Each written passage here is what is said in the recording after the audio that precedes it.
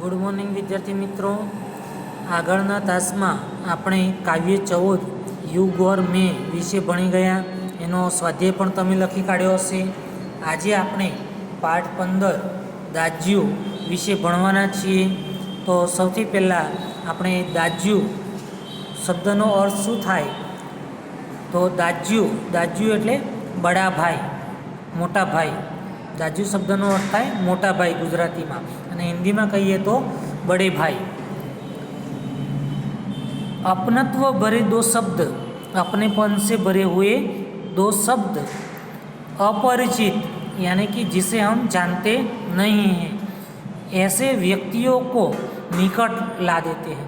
यानी कि दो व्यक्ति जब अपरिचित होते हैं और अपनेपन भरे जो दो शब्द एक दूसरे को बोलते हैं तो वह एक दूसरे के बहुत निकट आ जाते हैं.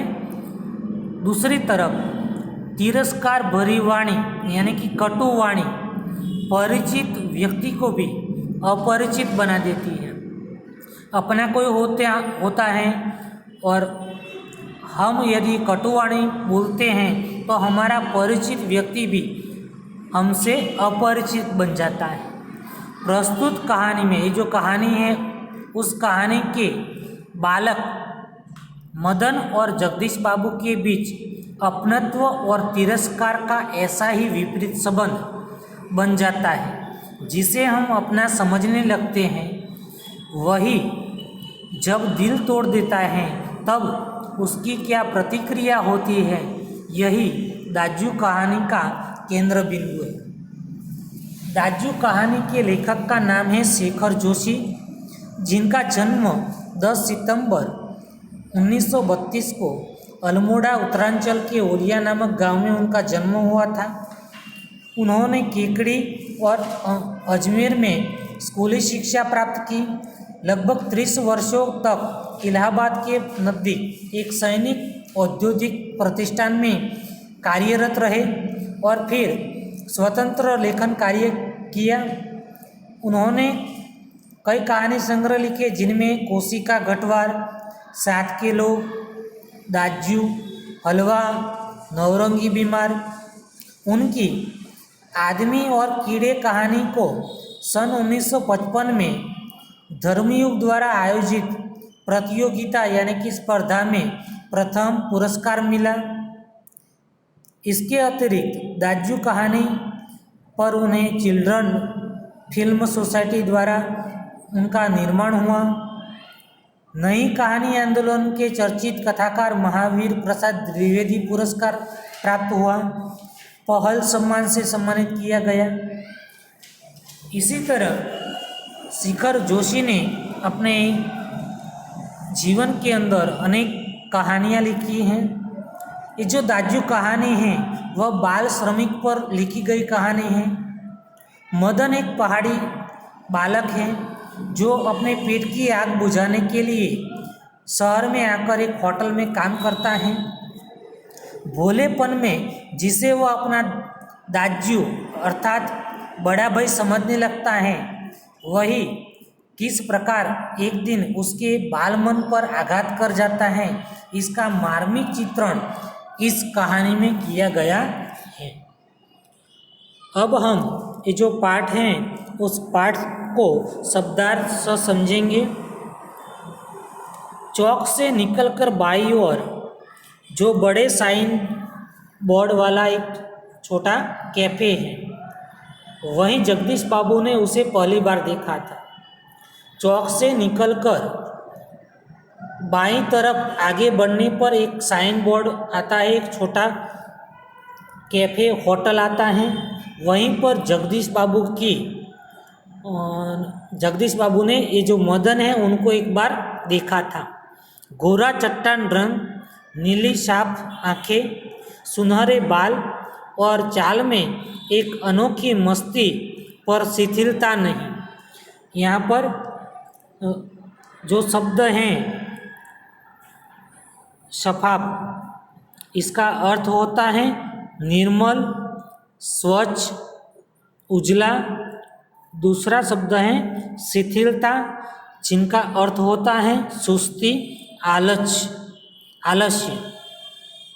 तो कवि कहते हैं, लेखक कहते हैं शेखर जोशी कि गोरा चट्टान रंग था किसका? मदन का। नीली स्वच्छ आंखें, सुनहरे बाल और चाल में एक अनोखी मस्ती, सुस्ती नहीं थी उसकी शरीर।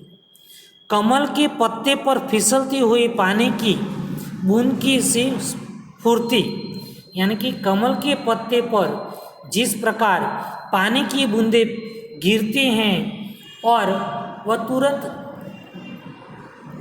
जो पन्ना होता है वह उसमें नया जीव प्राप्त होता है, उसी तरह हो जाता है। तो उसी तरह ये जो मदन है उनका जो चेहरा है वह चमकता है, स्फूर्तिला मदन का चेहरा। आँखों की चंचलता देखकर उसकी उम्र का अनुमान शब्द का अर्थ होता है अंदाज, केवल 9-10 वर्ष का ही लगाया जा सकता है।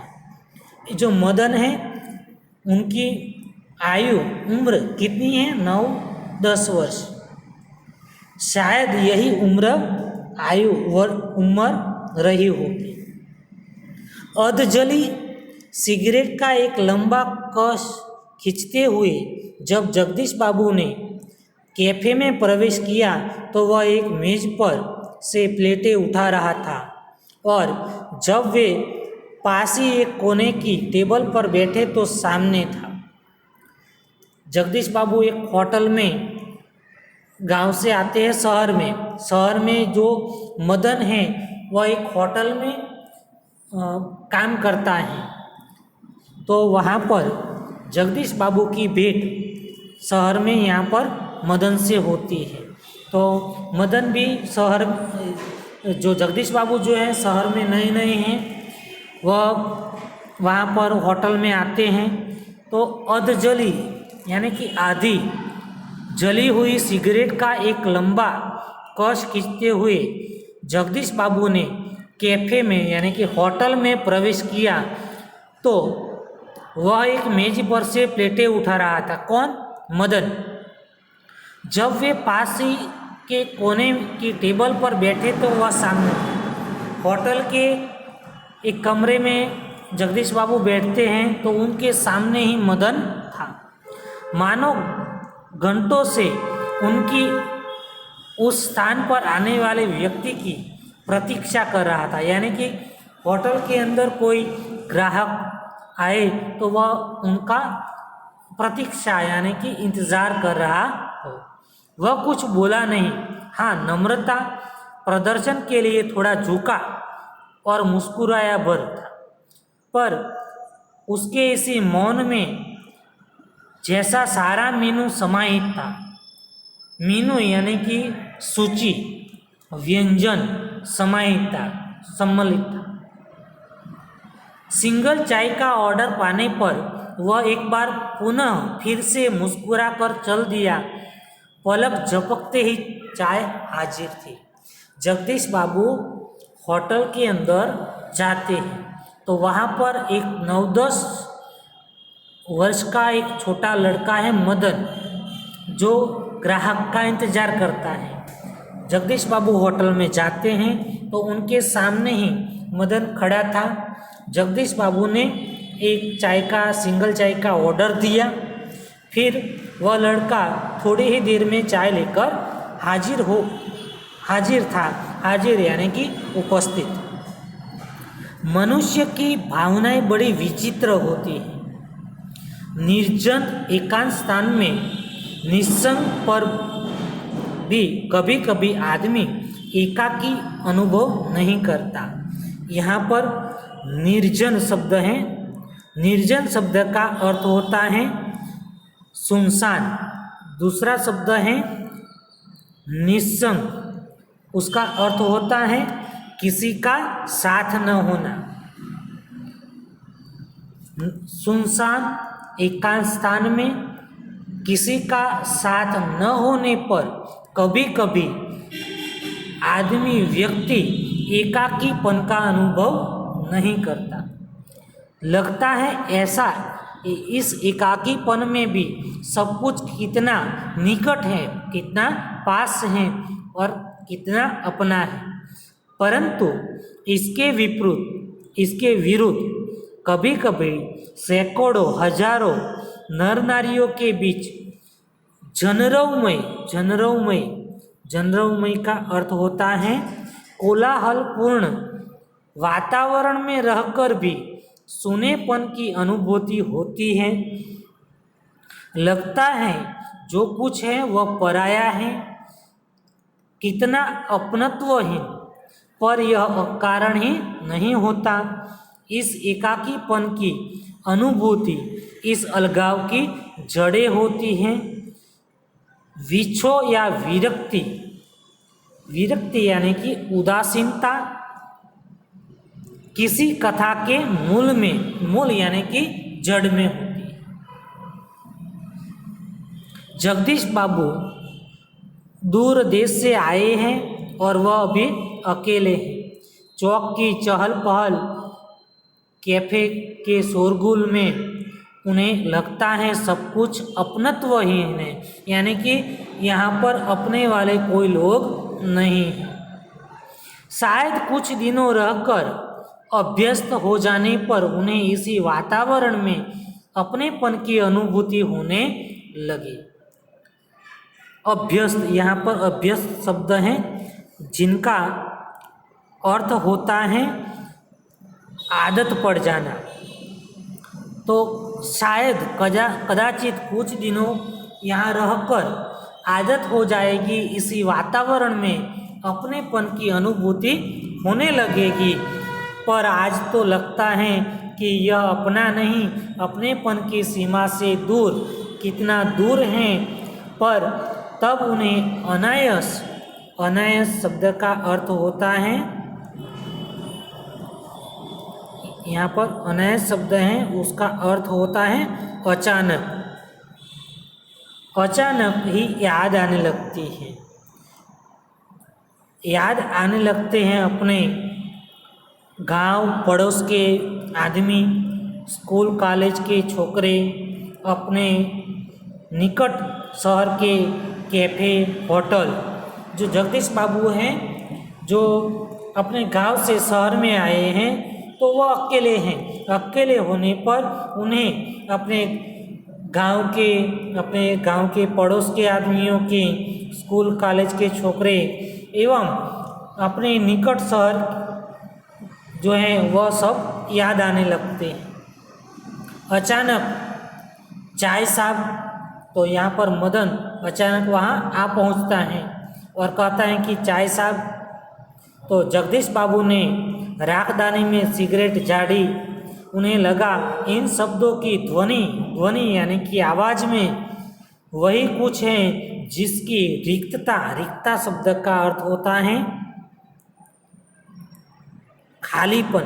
रिक्तता यानी कि खालीपन उन्हें अनुभव हो रही है और उन्होंने अपनी शंका का समाधान भी कर लिया। उनका जो खालीपन है वह दिखाई देने लगता है, तो उन्होंने इस बात का समाधान भी कर लिया। यानी कि जगदीश बाबू ने ये जो लड़का है उस लड़के को पूछा कि क्या नाम है तुम्हारा। तो लड़के ने उत्तर दिया कि मदन। चाय लेकर कौन आया था? मदन। अच्छा मदन, तुम कहाँ के रहने वाले हो? जगदीश बाबू ने प्रश्न किया। तो मदन ने उत्तर दिया कि पहाड़ का हूँ बाबूजी। पहाड़ तो सैकड़ों हैं। आबू, दार्जिलिंग, मसूरी, शिमला, अल्मोड़ा। तुम्हारा गांव किस पहाड़ में है? जगदीश बाबू ने मदन को पूछा। तो इस बार शायद उसे पहाड़ और जिले का भेद मालूम हो गया और मुस्कुराकर बोला, अल्मोड़ा साहब, अल्मोड़ा। मदन ने क्या उत्तर दिया? अल्मोड़ा साहब, अल्मोड़ा। अल्मोड़ा में कौन सा गांव है? विशेष ज़्यादा जानने की गरज से जगदीश बाबू ने पूछा। इस प्रश्न के उसे संकोच में डाल दिया। शायद अपने गांव की निराली अनोखी संज्ञा के कारण उसे संकोच था। किसको? मदन को।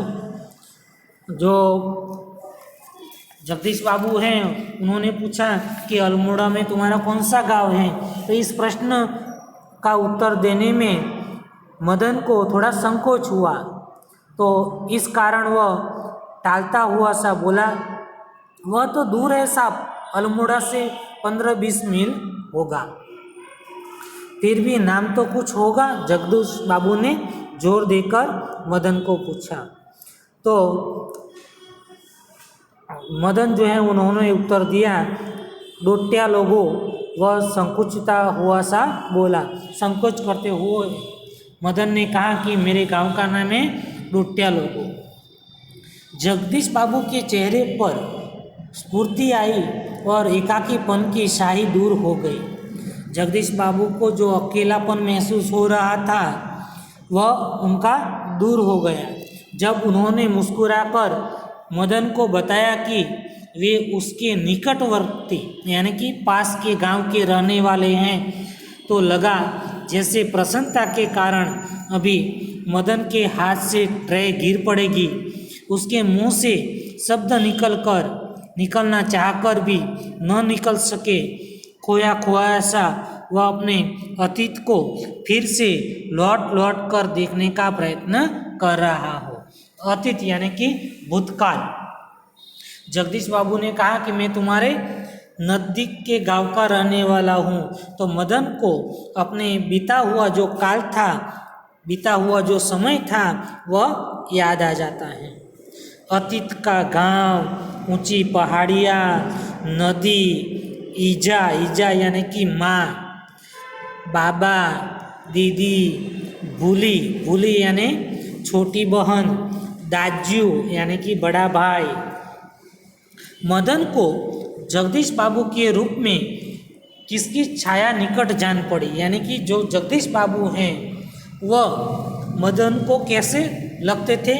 ईजा नहीं बाबा, नहीं दीदी, भूली नहीं दाजू, हाँ दाजू, यानी कि जो जगदीश बाबू हैं वो उनके बड़े भाई जैसे लगते हैं। 2-4 ही दिनों में मदन और जगदीश बाबू के बीच की अजनबीपन की खाई दूर हो गई, यानी कि वह एक दूसरे के परिचित हो गए। टेबल पर बैठकर ही मदन का स्वर सुनाई देता। स्वर यानी कि आवाज। दाजू जय हिंद, दाजू जय हिंद, जय हिंद यानी कि जय हिंद। दाजू आज तो बहुत ठंड है। दाजू क्या यहाँ भी ह्यू यानी कि हिम शब्द का अर्थ होता है बर्फ पड़ेगा, यानी कि जो पहाड़ होता है, पहाड़ पर बर्फ ज़्यादा गिरती है, तो क्या शहर में भी बर्फ गिरेगी।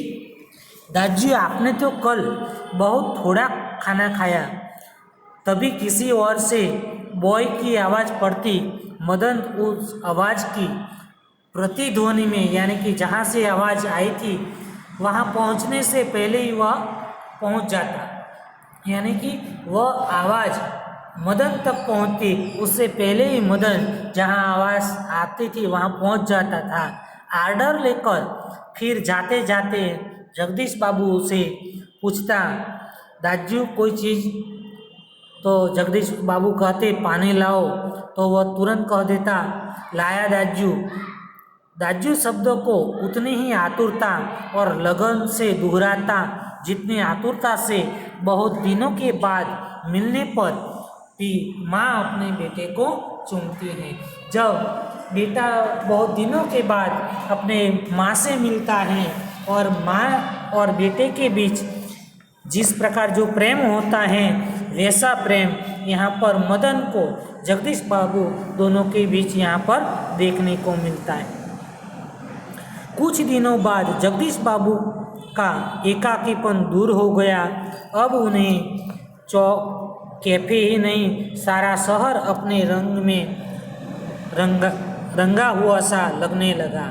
परंतु अब उन्हें यह बार बार दाजू कहलाना अच्छा नहीं लगता था, यानी कि जो मदन है बार बार जगदीश बाबू को दाजू यानी कि बड़ा भाई कह कर पुकारता था, वह अच्छा नहीं लगता था।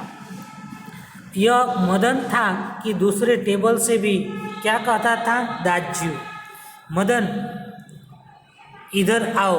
एक दिन ये जो जगदीश बाबू हैं उन्होंने मदन को कहा कि मदन इधर आओ। आया दाजू। दाजू शब्द की आवृत्ति पर जगदीश बाबू के मध्यम वर्गीय संस्कार जाग उठे और अपनत्व की पतली डोरी अहम अहम यानी कि अहंकार की तेज धार के आगे न टिक सके।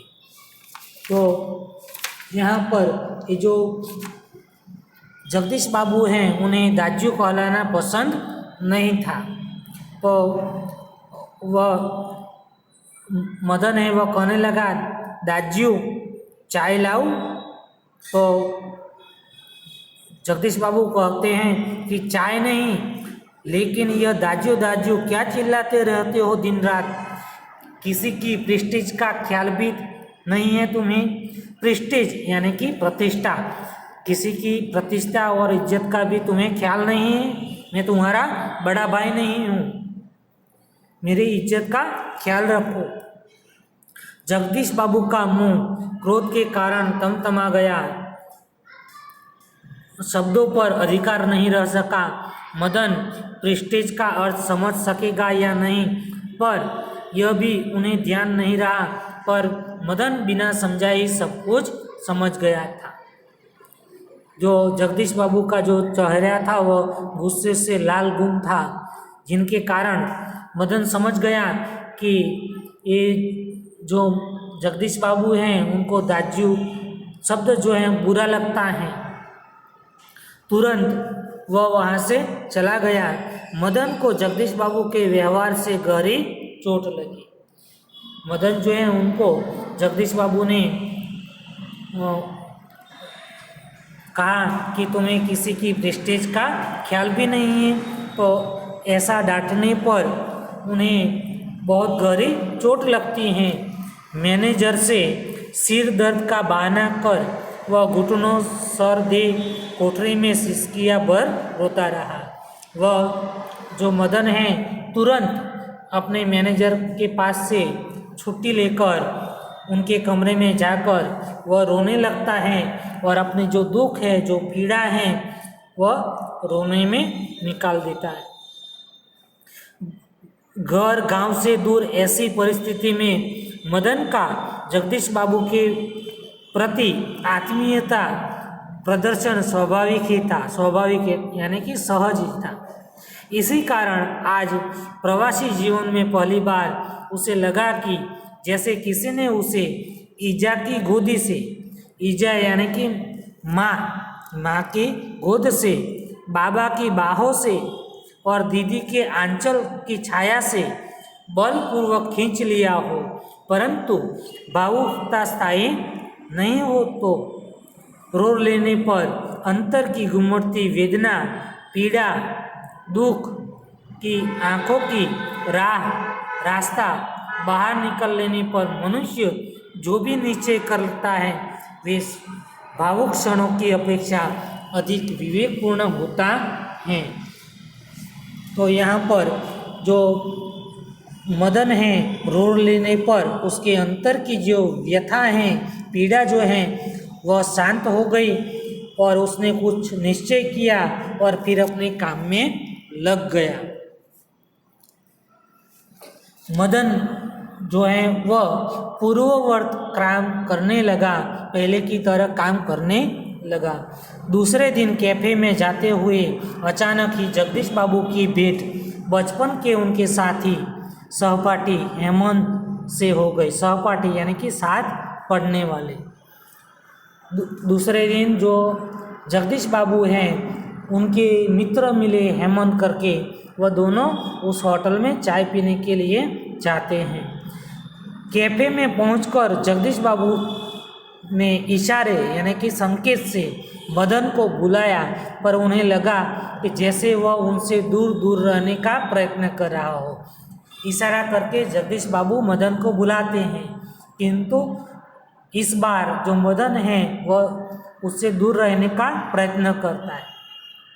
दूसरी बार बुलाने पर ही मदन आया और आज उसके मुख पर पहले जैसी मुस्कान नहीं थी और न ही उसने क्या लाऊं दाजू कहा। पहले जो मदन है वह जगदीश बाबू को क्या लाऊं दाजू कहकर पुकारता था, किंतु आज उन्होंने ऐसा शब्द नहीं कही। स्वयं जगदीश बाबू को ही कहना पड़ा 2 चाय 2 आमलेट, परंतु तब भी लाया दाजू कहने की अपेक्षा बदले लाया साहब कहकर वह चल दिया, मानो दोनों अपरिचित हो। तो यहाँ पर शायद पहाड़िया है, हेमंत ने अनुमान लगाकर पूछा। अनुमान यानी अंदाज। तो हेमंत जो है वह जगदीश बाबू को कहते हैं कि शायद ये जो लड़का है वह पहाड़ का रहने वाला लगता है। हाँ, रूखा सा उत्तर दे दिया जगदीश बाबू ने और वार्तालाप का विषय ही बदल दिया। जगदीश बाबू ने तुरंत, उनके मित्र ने प्रश्न पूछा कि ये लड़का पहाड़ का है ऐसा लगता है, तो उन्होंने हाँ शब्द से ही पूरा विषय था वह बदल दिया। मदन चाय ले आया था। मदन जो है वह तुरंत चाय लेकर आ पहुंचा। तो हेमंत ने एहसान चढ़ाने की गरज से पूछा, क्या नाम है तुम्हारा लड़के? तो जगदीश बाबू का मित्र जो है वह उस लड़के को पूछते हैं कि तुम्हारा नाम क्या है मदन को। कुछ क्षणों के लिए टेबल पर गंभीर मौन छा गया। मौन यानी कि चुप्पी। जगदीश बाबू की आंखें चाय के प्याली पर ही झुकी रह गई। मदन की आंखों के सामने विगत स्मृतियाँ घूमने लगी। जगदीश बाबू का एक दिन ऐसे ही नाम पूछना, फिर दाजू अपने आप तो कल थोड़ा ही खाया, और एक दिन किसी की प्रेस्टीज का ख्याल नहीं रहता तुम्हें, और फिर दाजू आपने तो कल थोड़ा ही खाया। ऐसे जो वाक्य थे तुरंत मदन को याद आ जाते हैं।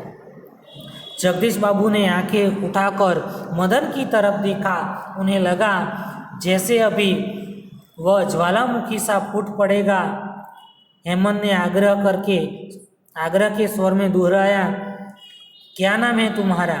तो तुरंत मदन ने उत्तर दिया कि बॉय कहते हैं साहब मुझे। मदन ने क्या उत्तर दिया? बॉय कहते हैं साहब मुझे। संक्षिप्त टूका सा उत्तर देकर वह मुड़ गया। आवेश में आकर चेहरा लाल होकर भी अधिक सुंदर लग रहा था। तो मदन जो है उसका चेहरा लाल होकर भी अभी बहुत ही सुंदर दिख रहा था। तो અહીંયા આપણો જે પાઠ છે એ પાઠ પૂર્ણ થાય છે। હવે આપણે આ પાઠના વિકલ્પો જોઈ લઈએ। मदन की आँखों की चंचलता देखकर उसकी उम्र का अंदाज़ा लगाया जा सकता है। तो मदन की जो उम्र आयु कितनी थी? 9-10 साल। मदन के गांव का नाम जानकर जगदीश बाबू क्यों खुश हो गए? तो जगदीश बाबू उसके निकटवर्ती गांव से थे। मदन की छोटी बहन का नाम क्या था? भूली। मदन की छोटी बहन का नाम क्या था? भूली। मदन के घाव का नाम क्या था? डोट्या लोगो।